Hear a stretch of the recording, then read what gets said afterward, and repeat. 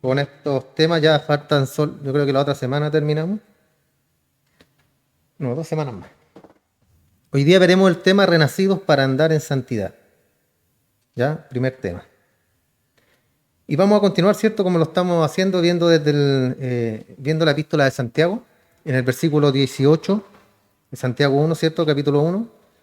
Dice él, hablando del Padre, comienza hablando de Dios. El Padre mencionado en el versículo también 17. Él, nuestro Padre, de su voluntad nos hizo nacer por la palabra de verdad para que seamos primicias de sus criaturas.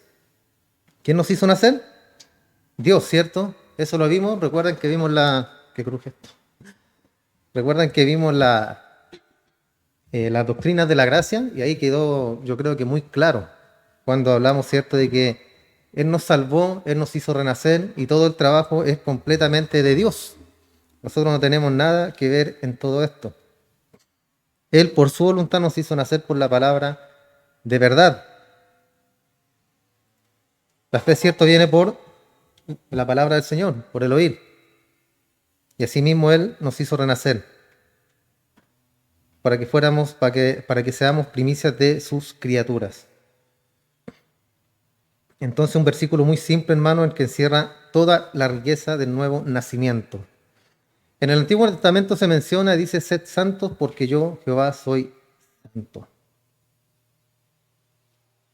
Pedro también dice, sed santo porque yo soy santo, citando también el Antiguo Testamento.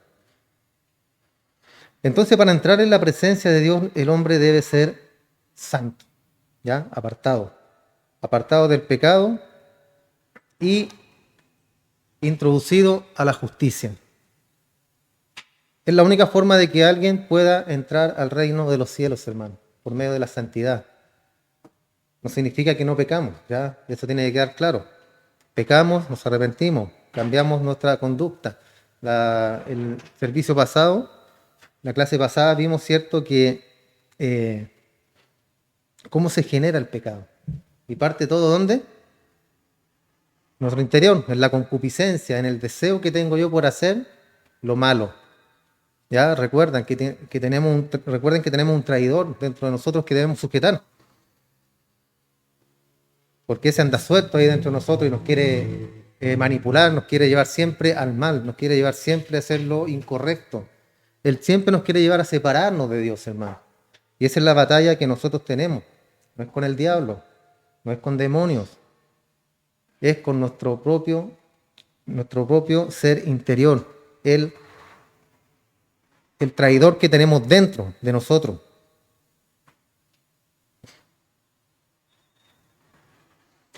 Entonces, hablando de los hombres, la naturaleza de él, ¿cierto?, no es la santidad.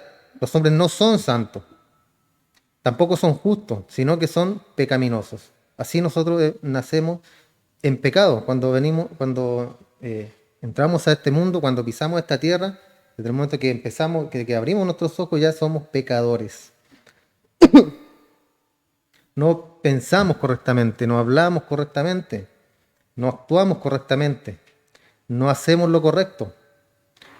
Este hombre, ¿cierto?, no percibe de manera apropiada a Dios y tampoco se perciben de manera correcta en sí mismos. Tampoco perciben de manera correcta la verdad de Dios, la revelación de Dios, la ley y la voluntad de Dios. Ese es el hombre, ese es el ser humano caído, hermano. No tiene voluntad, no tiene interés absoluta por lo que son las cosas de Dios, por su palabra, por alabar, ¿cierto? Yo pienso que mucha gente pasa por acá afuera y dice, ahí están cantando los canutos, ahí están cantando los locos. No entiendo cómo pueden hacer eso, qué ridículos. Y hay gente así, hermano, hay gente cruel que no le importa nada, hay gente sin respeto, que no tiene respeto por la religión de los demás. Es como si yo pasara por fuera de una iglesia católica y dijera, mire, los idólatras, mira, adorando a María, mira, ese es la fe de ellos. Yo los respeto a ellos, aunque según la escritura, no según mi modo de pensar, ellos están equivocados. ¿Ya? Pero yo no puedo despreciarlos a ellos por lo que hacen. Hay mucha gente de fe en otras religiones que adoran al Señor, pero están equivocados, están errados en lo que están haciendo. Pero el hombre común es así, hermano, no tiene reverencia ante los ojos de Dios. Y a pesar de que los hombres no son santos y no están bien con Dios, en la mayoría de los casos no perciben que no son santos, no perciben la santidad, no la conocen, no entienden que no son justos y no están de acuerdo de manera dispuesta con el diálogo de las Escrituras que afirma, ¿cierto?, el pecado de ellos. La Biblia nos enseña eso, hermano, que recién lo mencioné, que cuando nosotros venimos a este mundo somos pecadores y la Biblia misma nos hace darnos cuenta de eso. Pablo dijo que la ley se introdujo, ¿por qué? Para que el pecado, ¿cierto?, lo podamos nosotros comprender como pecado. ¿Por qué? Porque eso está en nuestro corazón, está dentro de nosotros. La palabra dice que muchos dicen, hay personas que hablan sobre qué va a pasar con la gente que vivió antes de Cristo. Se supone que la Biblia, ¿cierto?, habla de que la salvación viene por Cristo, no hay otro camino al Padre. Entonces, ¿qué pasa con los que vivieron antes de Cristo? Y ahí Pablo, ¿cierto?, cita la Escritura y habla de la ley del corazón que está dentro del hombre.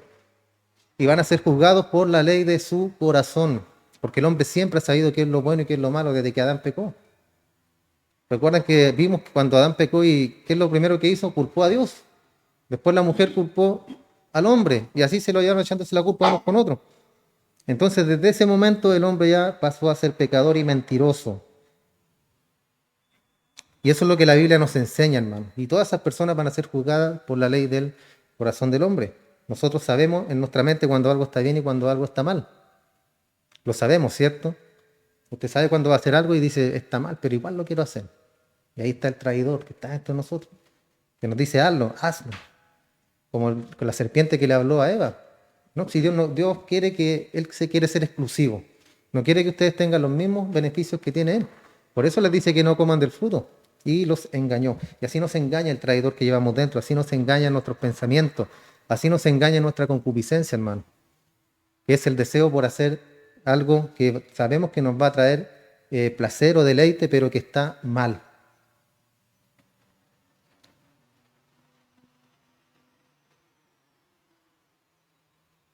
Entonces los hombres no son santos, y peor que eso, no reconocen ni la necesidad de la santidad. La palabra dice que no hay justo ni aun uno, que todos se desviaron. Esa es la palabra correcta. No reconocen la necesidad de la santidad. Nadie anda por el mundo buscando a Dios, ¿cierto? Nadie anda buscando, yo necesito a Dios, yo necesito congregarme, yo siento un deseo de ir a la iglesia. Nadie anda así por el mundo, a no ser que Dios lo llame, que Dios lo traiga a Él. Pero los hombres no, como no son santos, no tienen esa necesidad. Y en muchos casos, ¿cierto?, la ausencia de esta, y si reconocen que no son santos, normalmente culpan a alguien por esa realidad. Que eso también está en nosotros, el culpar a los demás. Eso es lo que vimos, ¿cierto?, en los últimos versículos que la semana pasada, que indirectamente los hombres imponen la responsabilidad de su pecaminosidad en Dios de manera típica. Pensamiento común y básico, ¿cierto? Como Dios creó todas las cosas, Dios es responsable por la maldad. Y si Él me creó, Él es responsable de que yo esté haciendo ahora lo malo. Él me puso esa prueba, Él me puso esa tentación. Y lo vimos, ¿cierto? Nada más alejado de la realidad. Y eso lo vimos, ¿cierto?, en los versículos del 13 al 18, que no podemos culpar a nadie más que a nosotros mismos por nuestra propia pecaminosidad. Ciertamente no podemos culpar a Dios al decir, bueno, Dios nos creó, Dios nos hizo, entonces Él me puso en esta situación. No podemos hacer eso, hermano. Tampoco podemos decir que Dios me ha permitido ser como soy. Dios me creó y yo soy así porque Él me creó. También otro pensamiento básico, hermano. Culpar a Dios.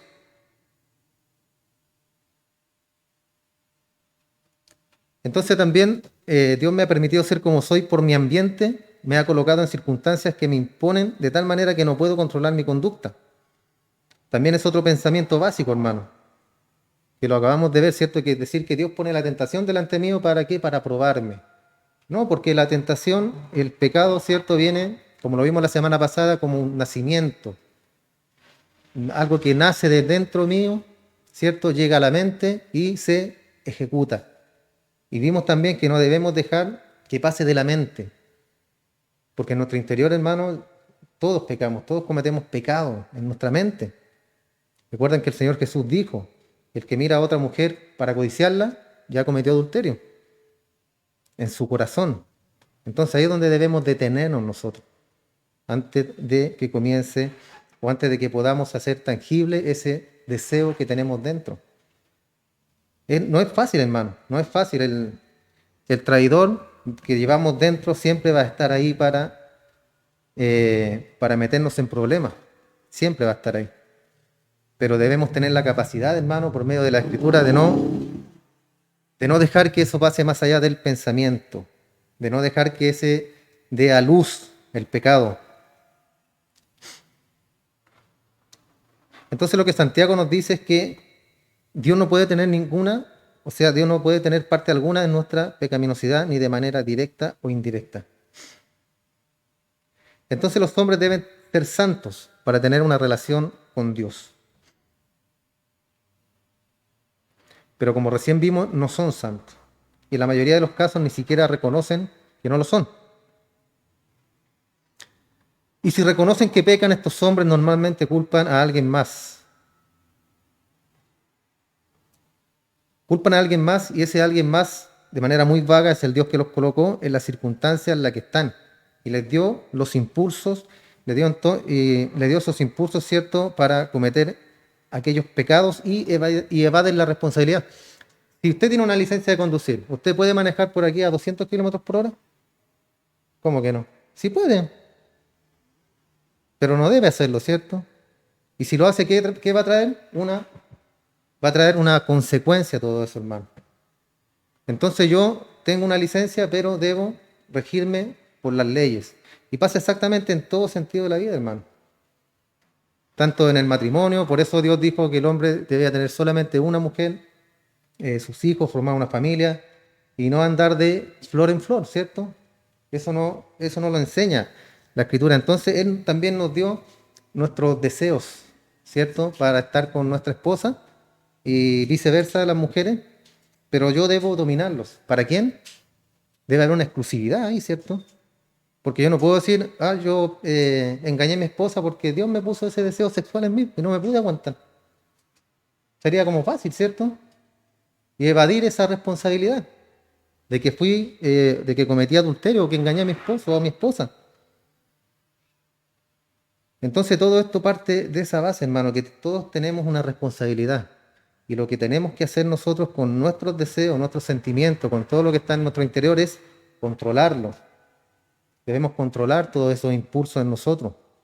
Y aunque pequemos en nuestra mente, dejar, ¿cierto?, que lleguen solamente a la mente, pero que no se alojen ahí. Que no se aloje en nuestro corazón porque tarde o temprano ese bebé va a nacer, que es el pecado. Y consigo, ¿cierto?, traerá la muerte.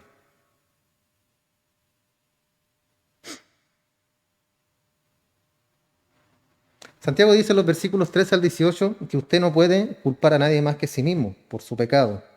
En el 13 dice la naturaleza del mal demuestra eso. Ninguno puede decir cuando es tentado, soy tentado por parte de Dios, porque Dios no puede ser tentado por el mal, ni Él es tentado por nadie. Entonces nosotros no podemos tentar a Dios, ¿ya? Por esta maldad, porque Dios y la maldad no tienen ninguna relación. Vimos el caso de David también, ¿cierto? Que él por andar ahí de ocioso y no andar haciendo lo que él debía hacer como rey, cayó en la tentación. Pero él no pudo controlarse, sino que dio a luz ese pecado. Y ya sabemos las consecuencias que tuvo todo eso. Después, cierto, en el verso 14, la naturaleza del hombre. Él dice que el hombre tiene su propio problema. El hombre es tentado cuando es atraído y seducido por su propia concupiscencia. ¿Ya? Eso también debe quedar claro.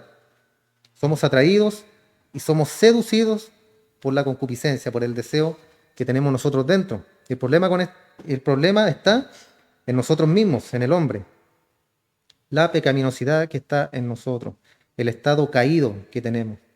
Mientras estemos en esta carne, aunque somos santos, y siempre lo he explicado, la palabra santo significa apartado, ¿ya? Cuando usted le digan santo, y usted diga, yo no soy santo. Sí, usted es santo, usted es un apartado, un escogido de Dios, que sacó del mundo para tenerlo aquí en el día de hoy. Por eso no está ni en la cancha, ni anda en las carreras de caballo. Está aquí alabando al Señor. ¿Por qué? Porque usted es un escogido. Usted es un escogido del Señor. Entonces somos santos. Después habla acerca de la concupiscencia en los versículos 15 y 16. Y habla de la concupiscencia cuando concibe, da a luz el pecado. Y el pecado, cuando finalmente llega a su punto de maduración, da a luz nada más ni nada menos que a la muerte. Y esa es la realidad del pecado, hermano. Y debemos tenerla muy clara. ¿Ya? Para que cuando usted cometa pecado no le eche la culpa a nadie. Ni a su esposa. No, es que ella tiene la culpa. No es que él tiene la culpa. No es que los niños tienen la culpa. No, hermano. Debemos ser hombres y mujeres de Dios y reconocer nuestros errores y reconocer que somos pecadores. Entonces no está esto en Dios, el mal, porque Dios y el mal son incompatibles. El problema está en la naturaleza del hombre, y en la naturaleza del hombre está el deseo malo, la concupiscencia, la pasión, ¿cierto?, por hacer el mal. Después en el verso 17 dice que es de Dios de quien desciende toda buena dádiva y todo don perfecto, y que en él nunca hay sombra de variación. Dios no cambia, hermano. Dios prometió estar con nosotros todos los días, dice la palabra, hasta el fin del mundo. ¿Lo cumplirá? Sí, cierto, lo va a cumplir. Lo sienta o no lo sienta. ¿Ya? Que es muy típico eso, es decir, yo siento que Dios no está conmigo. Siento que Dios se alejó de mí. ¿Dios se alejó de mí? ¿Quién se alejó de Dios? Yo me alejé del Señor. Esa debería ser la palabra correcta. Aunque esto no es de sentimiento, pero sí es lindo, ¿cierto? Y es bonito sentir la presencia del Señor. Sentir que Él está con nosotros. Pero Él no se aleja, hermano. Somos nosotros los que dejamos al Señor. Somos nosotros los que empezamos a alejarnos poco a poco. Dejando de orar, dejando de leer la Biblia, dejando al Señor en todo sentido, hermano. Y le damos más énfasis a las cosas del mundo. Entonces nosotros nos alejamos. De Él viene toda buena dádiva. Y en Él no hay sombra de variación alguna. Así que no podemos culpar a Dios porque su naturaleza es únicamente dar cosas buenas. De Dios sale solamente el bien. Entonces lo que él dice es que no podemos culpar a Dios en ningún motivo por el pecado, debido a la naturaleza de la maldad que está en nosotros, en el hombre. Y eso no tiene nada que ver el pecado, ¿cierto?, con Dios. Después en el verso 18, en cierta manera él resume su argumento al decir la naturaleza de la regeneración misma, ¿ya? O la conversión, la salvación o el nuevo nacimiento. Dice, nos muestran que Dios no nos lleva al pecado. ¿Por qué? Porque en el verso 18 dice, de su voluntad, Él nos hizo renacer. ¿Recuerdan que lo leímos al comienzo? En otras palabras, fue su voluntad el hacernos nacer para que seamos santos como Él. Una especie de primicias de su propia creación. Para andar, ¿cierto?, en los mismos caminos que anduvo nuestro Señor Jesús. Por eso nos llamamos cristianos, para andar en las mismas obras. Y Él, ¿cierto?, nos creó para eso, para andar en buenas obras, preparadas de antemano para que nosotros anduviésemos en ellas. No significa que usted hizo una buena obra y a esta hora la tenía Dios preparada.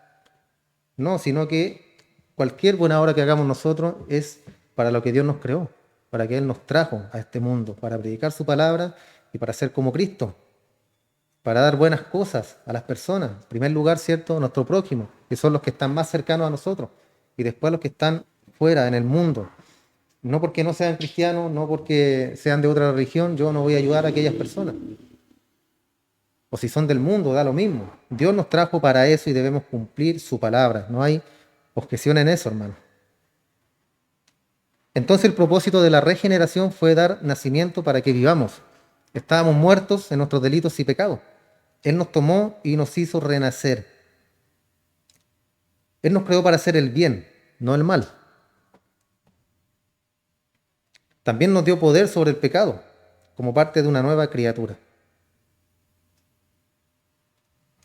Nos dio poder para el pecado porque Él, cierto, estuvo en la carne.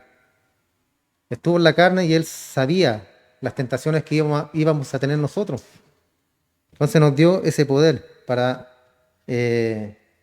poder aguantarnos, ¿cierto? Y poder luchar con ese pecado.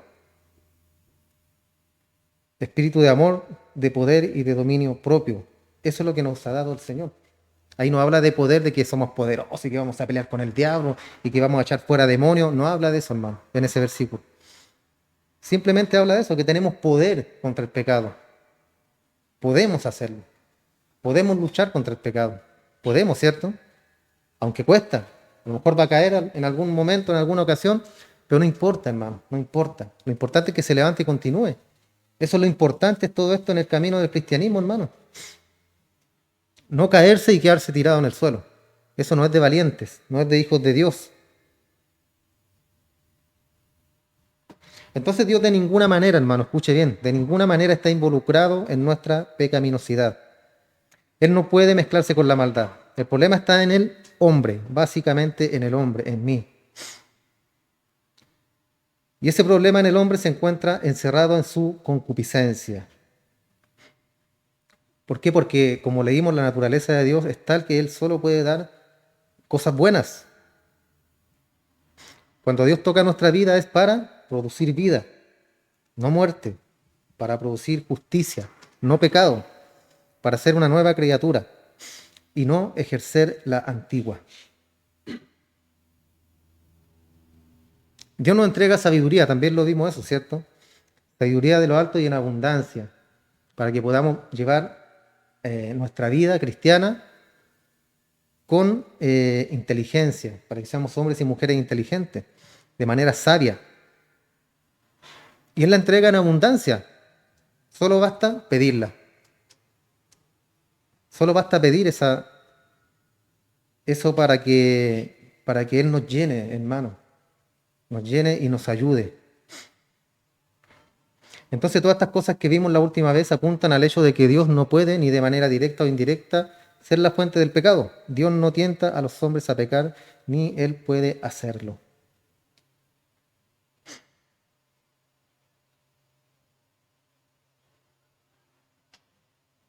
Entonces este verso 18 explica el asunto del nuevo nacimiento o de dar a luz a una persona y demanda una mirada más cercana. Introducirnos en esto, hermano, para poder entender de qué estamos hablando. Entonces Santiago nos presenta el tema aquí de la regeneración en el verso 18, en conexión y en relación en un punto del contexto de todo lo que hemos venido viendo. Entonces él está usando acá la regeneración como una manera de demostrarle que Dios no lleva a la gente a pecar. Él nos lleva a ser criaturas de un nuevo tipo, como Él. Si no diría acá, ¿cierto? Que Él nos creó para que anduviéramos en pecado, o que Él nos creó para que lucháramos contra el pecado. Y no, ¿cierto? Sino que nos creó para que anduviésemos en sus caminos y que seamos como Él. Él nos saca del pecado a una vida nueva. Y eso sería incoherente con cualquier pensamiento de que Él nos lleva a pecar, ¿cierto? Porque Él nos apartó ¿para qué? Para una vida nueva. Para eso. Entonces, como bien digo ahora, sería incoherente pensar que Él nos lleva al pecado. Él nos está recreando y alejándonos del pecado.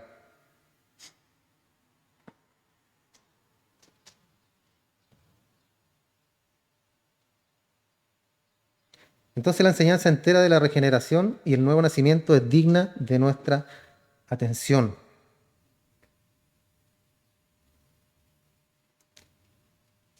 Entonces dijimos que el hombre está lleno de concupiscencia y la concupiscencia produce pecado y el pecado da a luz la muerte. Entonces es verdad esto, hermano, que sin santidad nadie jamás tendrá una relación con Dios. Nadie conocerá a Dios de manera plena, nunca. Nadie entrará a la presencia eterna de Dios sin santidad. Sin embargo, el hombre es impío y es pecaminoso, y toda su naturaleza produce concupiscencia y maldad. Debemos estar en santidad para poder entrar en la presencia del Señor, hermano. ¿Ya? ¿Cuándo estamos nosotros en santidad? Tenemos es la misma palabra que vimos delante, ¿cierto? Que somos separados. La palabra dice que sin santidad nadie verá al Señor, ¿cierto? Pero ¿habrá alguno que sea santo de verdad aquí, que no haya pecado en nosotros? ¿Alguno de nosotros podrá decir eso? No, ¿cierto? Nadie. Somos pecadores, hermano. pero somos santos en el sentido que estamos apartados. Entonces, sin santidad nadie verá al Señor, habla de los santos, de los apartados.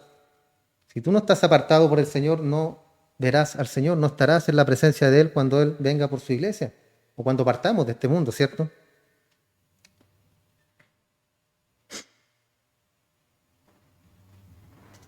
En Romanos 3, una porción muy conocida de las Escrituras para los estudiantes de la Biblia, ¿cierto? Que debería ser para todos nosotros.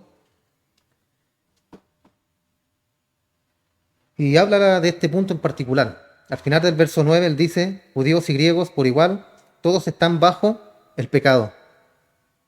Y aquí cuando habla de judíos y griegos, obviamente habla de todo el mundo, hermano, de toda persona. Todos están literalmente bajo el dominio del pecado. Todos están sujetos al control del pecado. Después él procede a mostrar esto de manera extensa al citar a partir de algunos pasajes del Antiguo Testamento. Él dice, como está escrito, no hay justo ni aún uno. No hay un solo ser humano creado en este mundo desde la caída de Adán que sea justo. Ahí lo tiene, ¿ves? No hay ninguno que sea justo ante los ojos del Señor.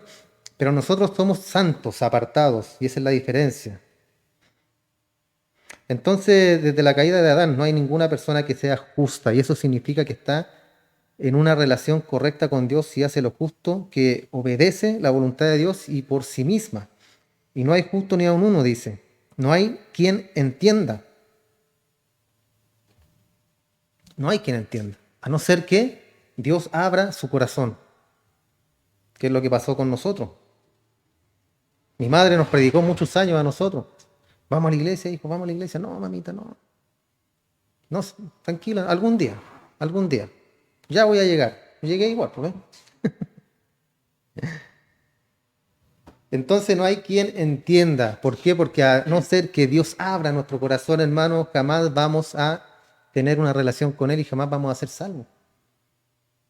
¿Por qué? Porque la naturaleza del hombre no entiende las cosas de Dios. Y a no ser de que Dios ponga en nosotros su espíritu y podamos comprender el mensaje y el llamado, eso no va a pasar, hermano, nunca. Entonces es necesario de que Él abra nuestra mente. Acá dice, no hay justo ni aun uno, no hay quien entienda.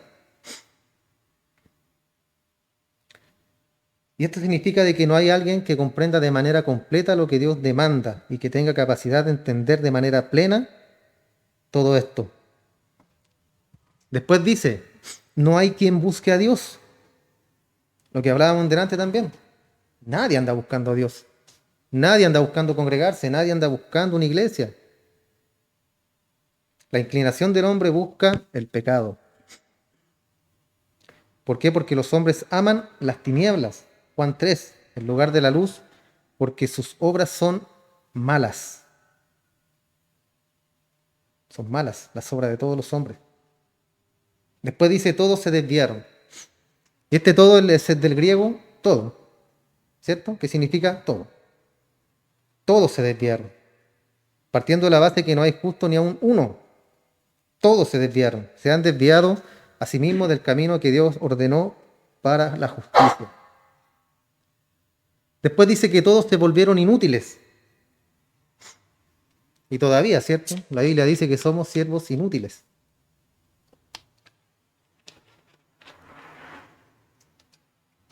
Y esta palabra inútil, la palabra griega, tiene que ver o hace mención o alusión con la leche agria. ¿Le ha pasado alguna vez que saca la leche del refri y está mala? Y no la olorosa antes, sino que ¡pum!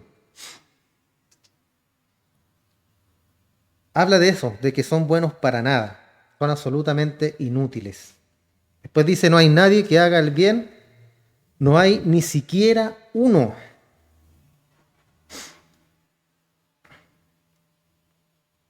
Y después de esto describe la naturaleza de su maldad. Dice, sepulcro abierto es su garganta. Son palabras fuertes estas, hermano. Uno las lee y dice, ay, sepulcro abierto es su garganta. Pero ¿qué es un sepulcro abierto? ¿Qué es? ¿Qué se pone dentro del sepulcro? Todos sabemos, ¿cierto? Y cuando usted saca a ese difunto de adentro, ¿cómo está? En descomposición. ¿Y cómo huele eso? Mal. Así dice que es la garganta de todos los hombres, hombres y mujeres. Apesta como un cadáver muerto cuyo olor sale de una tumba. Después dice, con su lengua engañan. ¿Qué está en el pensamiento y en la mente del hombre caído? El engaño. Engañar para tener cosas. Yo estoy vendiendo un teléfono y me han llamado todo esto para engañarme, hermano. Para engañarme, no para comprarme. Pero no contaban con mi astucia. Entonces ahí vemos que, y ahí me molesta mucho eso, hermano, porque es gente, de repente hay gente que la estafan, porque le quitan su platita, que muchas veces les cuesta mucho, mucho ganársela. O quieren vender algo porque necesitan ese dinero y va y la estafan. Sepulcro abierto su garganta, con su lengua engañan, veneno de víboras está debajo de sus labios. El engaño, la maldad, la maldición, maldecir al otro, insultarlo hasta que ya uno se desahoga de tanto insulto y muchos dicen que eso es bueno, una terapia, ¿cierto? Como el llanto. Pero así es el hombre, hermano. Uno comete un error en el mundo, cualquier cosa, y lo suben y lo bajan a garabatos, a improperios. ¿Y qué hacemos en eso? Nada, porque esa es la naturaleza de los hombres. Esa es la naturaleza de ellos. El pelear, insultar, matar, destruir. El que me la hace, decíamos antes, me la paga, ¿cierto? Me la hizo y me la paga, me la tiene que pagar. Y nos sentíamos tan bien cuando decíamos eso, ¿cierto? Porque no, oh, qué rico, me la va a pagar. Ahora no podemos hacer eso, al contrario, ¿qué dice del enemigo o del que te maldice? Bendícelo, ora por él, para que quizá Dios tenga misericordia y lo salve. Si tu enemigo tiene hambre, dale de comer, porque así vas a amontonar ascuas de fuego en su cabeza. O sea, va a decir, ¿cómo? Si yo le hice tal daño, ¿cómo él ahora me está ayudando? O sea, no entienden. No entienden que los cristianos debemos ser así, hermano. Aunque nos hayan hecho daño, debemos ayudar. Sin duda alguna. Y eso es ser cristiano. Eso es ser un pequeño Cristo, hermano. Después dice, sus pies se apresuran para derramar sangre, que es lo que estamos hablando. Quebranto y destrucción hay en sus caminos, también. No conocieron camino de paz y no hay absolutamente reverencia hacia Dios ante sus ojos. A ellos no les importa a Dios. Al contrario, lo maldicen. Entonces esta es una definición del hombre pecaminoso, del hombre sin Dios. Una definición muy amplia, hermano, y muy verdadera. Y el mundo entero se encuentra bajo esto. Después en el verso 18 dice, para que toda boca sea silenciada y todo el mundo sea culpable, ¿cierto?, delante de Dios.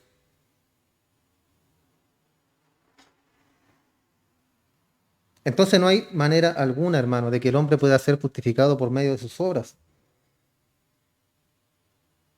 Debemos ser santos para estar ante la presencia del Señor.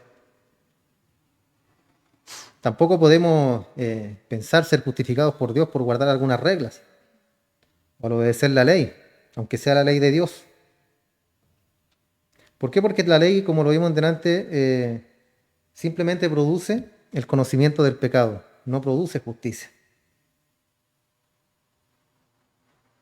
Si no fuera por la ley, yo no conociera lo que era el pecado, dijo Pablo. Entonces ahí está esta definición del hombre a partir de Romanos 3, en su estado pecaminoso. En Efesios 2 dice el versículo 1, y Él os dio vida a vosotros cuando estabais muertos en vuestros delitos y pecados. Ahí Él nos tomó y nos dio vida, hermano. ¿Cómo estábamos? Muertos. ¿En qué? En nuestros delitos y en nuestros pecados. Y como bien sabemos, los muertos no pueden hacer nada, a no ser de que Dios lo resucite a un muerto. Ahí recién Él puede moverse. Cuando Cristo le habló a Lázaro, ¿cierto? Lo llamó por su nombre, Lázaro le dijo, sal fuera. Y él salió fuera, Lázaro. Él le dio vida por medio de su voz. Tuvo que hablarlo primero. Y así estábamos nosotros, hermanos, como Lázaro. Estábamos muertos. Dios nos abrió el corazón por medio de su palabra. Nos llamó, nos tomó y nos transformó. Entonces, por eso cuando hablamos de que el hombre no puede hacer nada con respecto a la salvación es lo correcto, porque un muerto no puede hacer nada. Un muerto no puede buscar a Dios. Un muerto no puede andar buscando una iglesia, un muerto no puede andar buscando ayuda, porque está muerto. Entonces encontramos acá que el hombre se caracteriza de nuevo como estando muerto, el hedor de un cadáver, y la característica de su mortandad es la mortandad en delitos y pecados. De eso habla esta muerte. Y simplemente usando dos palabras para mostrar el tipo de amplitud y la extensión de la pecaminosidad del hombre. Él anda, dice. Él anda según la corriente de este siglo.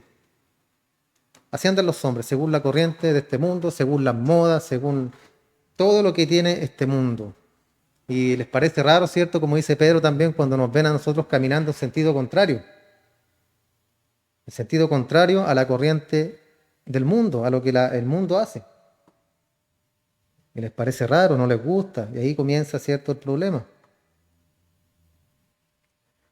En otras palabras, la conducta diaria es dictada por el sistema maligno, por la corriente de este siglo.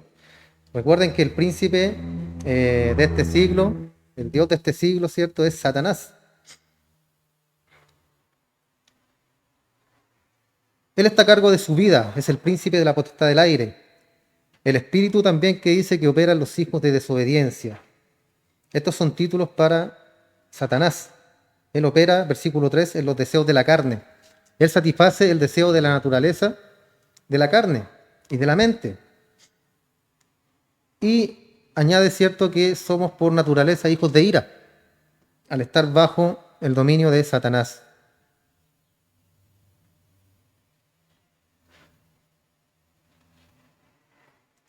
Entonces todo esto es básico, hermano, y elemental. El hombre, para poder tener una relación correcta con Dios, necesita ser, como dijimos al comienzo, santo. Y lamentablemente el hombre no es santo.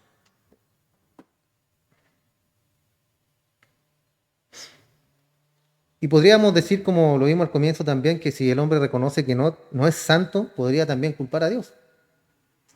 Como muchas personas que pierden a sus familias, ¿cierto?, y no son cristianos y culpan a Dios. Le dicen, Señor, ¿por qué te lo llevas? ¿Por qué?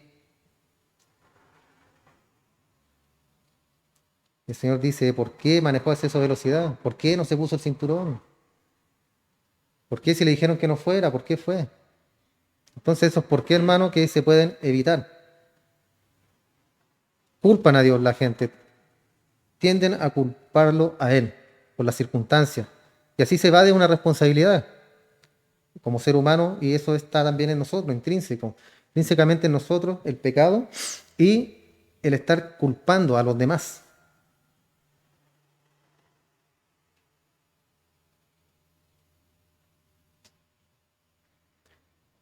Entonces surgen unas preguntas de todo esto, hermano. ¿Qué vas a hacer para ayudarle a este hombre? ¿Qué vas a hacer para cambiar la situación? ¿Y qué es lo que este hombre necesita? Sabemos que los cambios externos no son suficientes, ¿ya? Él no puede por alguna resolución en su propia mente determinar que él va a obedecer la ley de Dios y salir de su estado de mortandad. Él no puede darse a sí mismo vida nueva. No podemos, ¿cierto?, nosotros mismos darnos vida nueva. Lo que él necesita es ser recreado, renacido. Él necesita un nuevo corazón, una nueva persona, un nuevo principio de vida. Por eso cuando nosotros somos transformados y somos cambiados por la palabra del Señor, hay un resultado externo, ¿cierto? Ya no somos como éramos antes. Pero ese resultado externo muchas veces es solamente una fachada, hermano. Hay personas que permanecen en la iglesia por muchos años teniendo solamente una fachada como cristiano, ¿ya? Y eso tampoco va a servir el día de mañana cuando el Señor venga por cada uno de nosotros. Necesitamos un nuevo corazón, nacer de nuevo, comenzar de nuevo y salir como alguien diferente. Como en las palabras de Nicodemo, él pudiera regresar al vientre de su madre y comenzar de nuevo con una nueva naturaleza, una naturaleza diferente. Y debido a que la santidad, hermano, es la condición absoluta para ser aceptado, para tener comunión con Dios, El hombre pecaminoso en su condición de muerte caída jamás podrá tener esta comunión, nunca. Aunque la gente diga, ¿cierto?, que tiene una relación con Dios, la gente del mundo, la pregunta es, ¿qué Dios? ¿Cuál Dios? ¿El Dios de la Biblia o el Dios que creó el hombre en su corazón?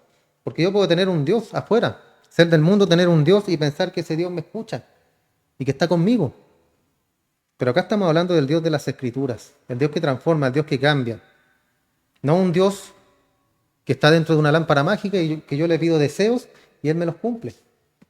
Porque ese es el Dios que tiene la gente afuera en el mundo. Cuando hay problemas, cuando hay dificultades, necesidad, ahí se acuerdan de Dios. Pero cuando todo anda bien, no necesitan al Dios, ¿cierto? Entonces lo andan trayendo aquí en el bolsillo, como mi pastilla. Aquí en el bolsillo. Y cuando hay problemas, Señor, ayúdame. Señor, necesito dinero. Señor, ese no es el Dios de la Biblia, hermano. El Dios de la Biblia es el Dios que nos hizo nacer, renacer de una simiente que está en la Escritura, en la Biblia. Y ese Dios nosotros confiamos toda nuestra vida. Cosas buenas, cosas malas, problemas, dificultades, todo lo que sea va a depender absolutamente ahora de Dios. Esa es la diferencia, hermano. Entonces la gente del mundo está equivocada. Y si uno le habla, les predica, no, si yo conozco de las cosas de Dios. Entonces a mí, déjeme ahí nomás. Yo aquí con mi Dios. Bueno, se tiró la semilla y la tierra era mala. ¿Qué pasó con esa semilla? Se la comieron los pájaros, cayó en la roca, cayó entre medio de los espinos. Eso no importa, hermano. Lo importante es que usted hizo su trabajo, que usted le predicó a esa persona. Usted le presentó el verdadero evangelio, el verdadero Dios, que es el Dios de la Biblia.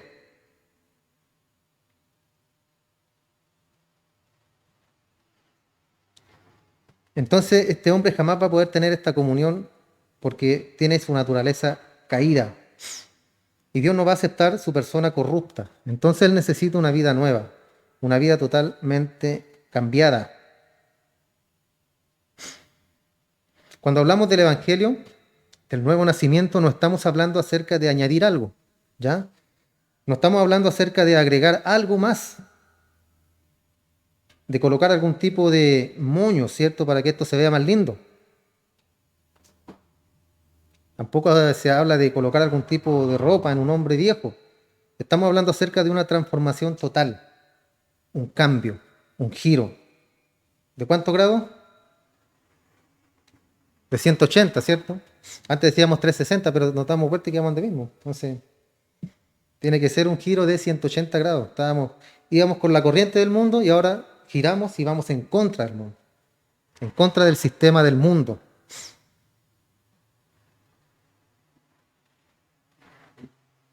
Entonces estamos hablando de una transformación total, entrar en una relación correcta con Dios. Y eso lo demanda, ¿cierto?, a una persona totalmente nueva. Usted necesita regresar y comenzar de nuevo y nacer de nuevo para tener una vida nueva.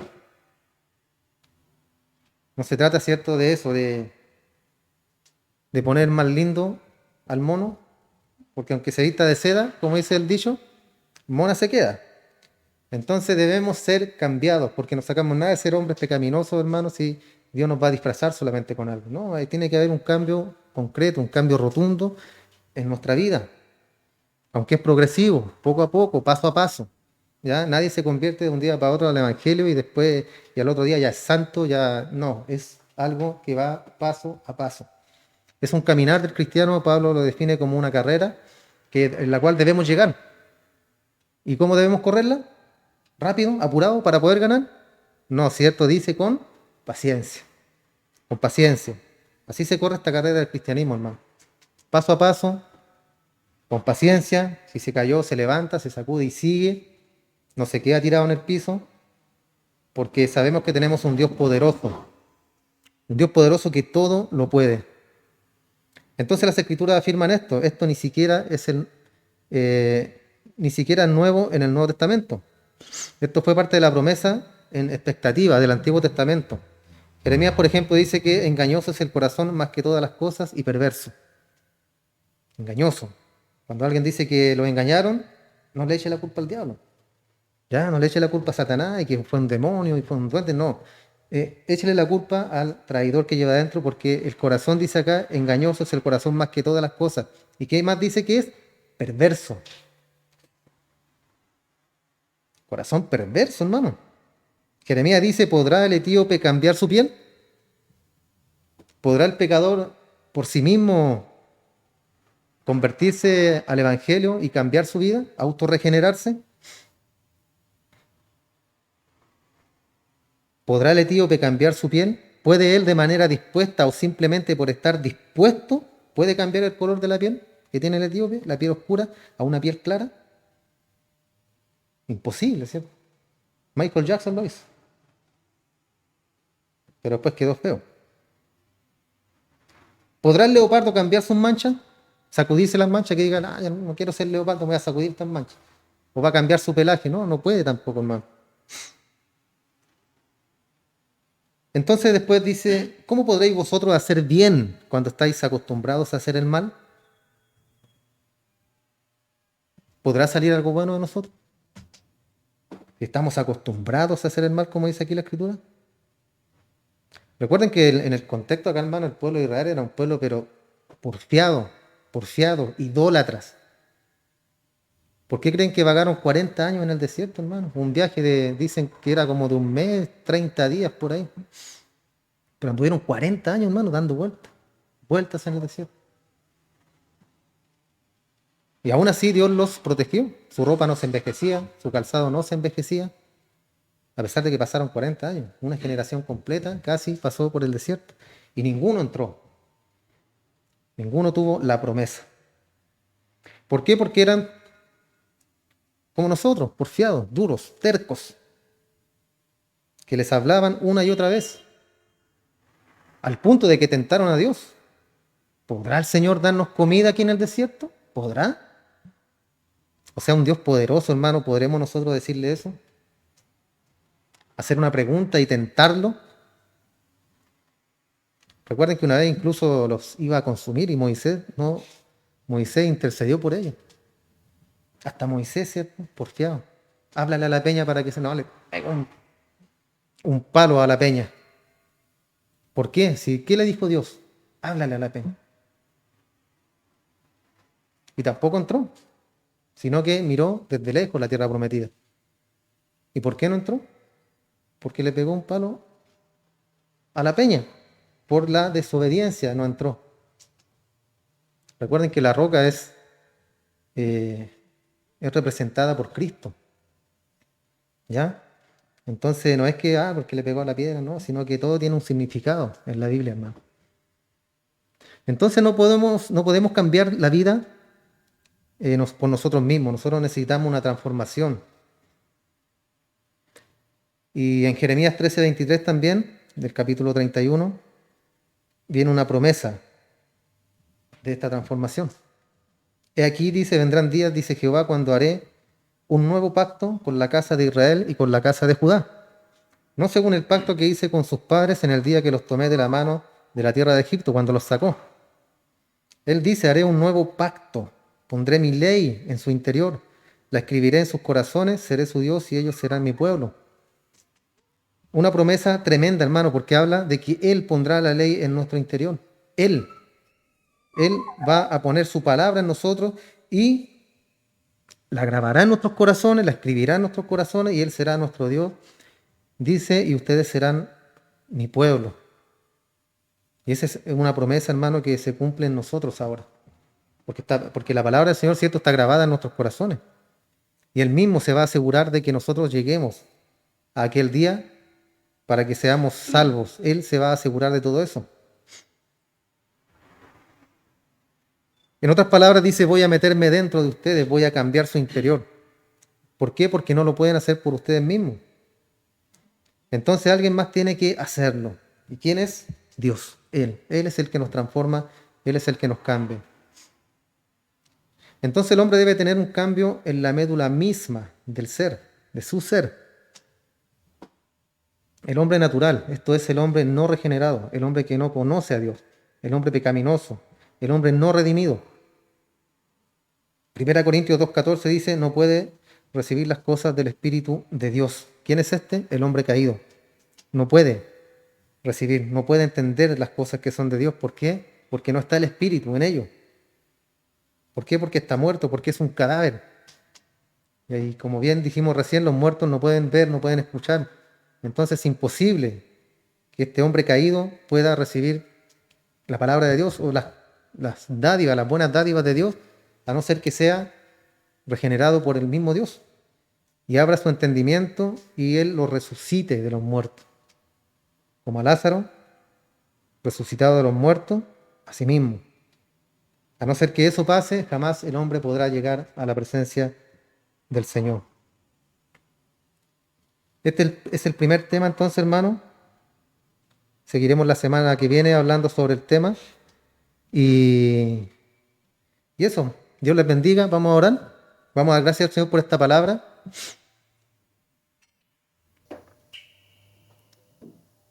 Se nos fue el piano.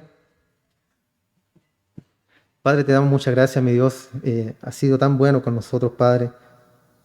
Sin duda no hay cómo pagar, Padre glorioso, todo lo que tú haces por nosotros cada día. Estamos en este lugar porque te necesitamos. Hemos venido a cantar, hemos venido a recibir tu palabra. Hemos venido, Señor, a tener comunión también con nuestros hermanos, a contarnos nuestros problemas, nuestras dificultades, a ver en qué forma nos podemos ayudar unos con otros, Señor. Y eso es maravilloso, Padre. Gracias por esta comunión que nos entregas en este lugar, mi Dios. Toda honra, gloria y alabanza sean para ti, Padre. Bendícenos en esta hora, ayúdanos, Padre, a continuar adelante.